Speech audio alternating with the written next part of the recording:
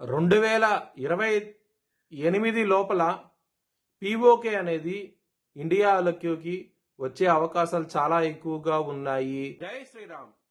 2022 నుంచి 2025 అక్టోబర్ వరకు మొత్తం 19 ప్రెడిక్షన్స్ అనేవి నేను చెప్పినట్టు జరిగినాయి. అవన్నీ కింద డిస్క్రిప్షన్ లో ఇవ్వడం జరుగుతోంది. కన్యా రాశికి అధిపతి బుధుడు కన్యా రాశిలో హస్త 4 పాదాలు, చిత్త 1, 2 పాదాలు, ఉత్తర 2, 3, 4 పాదాలు ఉంటాయి.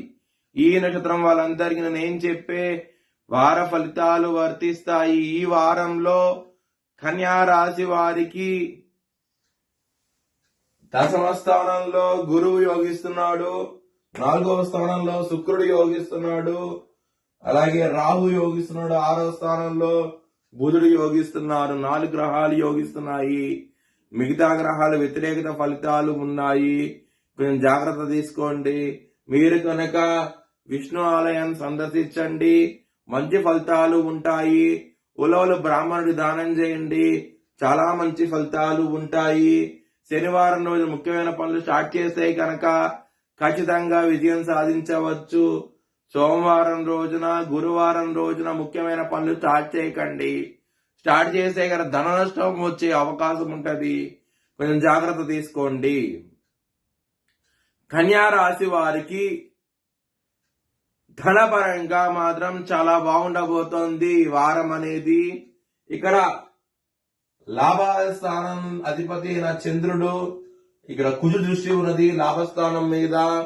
ఈ విధంగా గ్రహస్థితి ఉండటం మూలంగా మీకు ధనపరంగా మాత్రం ఎటువంటి ప్రాబ్లమ్స్ ఉండవు. దశమ స్థానంలో గురువు ఉన్నారు. వృత్తిపరంగా చాలా బాగుంటది వారం అనేది. కుటుంబ పరంగా కుటుంబాధిపతి అయిన శుక్రుడు 4వ స్థానంలో ఉండటము, కుటుంబ స్థానం మీద గురువుగా దృష్టి ఉండటము, ఈ విధమైన గ్రహస్థితి ఉండటం మూలంగా కుటుంబ పరంగా చాలా బాగుంటది వారం అనేది.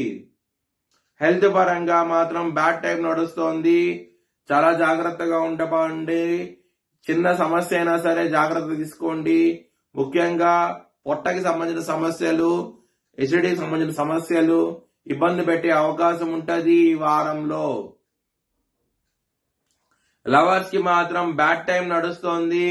ఇక్కడ పంచమాధిపతి అయిన శని 7వ స్థానంలో ఉండటము మరియు కుజ దృష్టి శని మీద పడటము, ఈ విధంగా రాశి ఉండటం మూలంగా లవర్స్ కి అంత అనుకూలంగా లేదు ఈ వారం అనేది.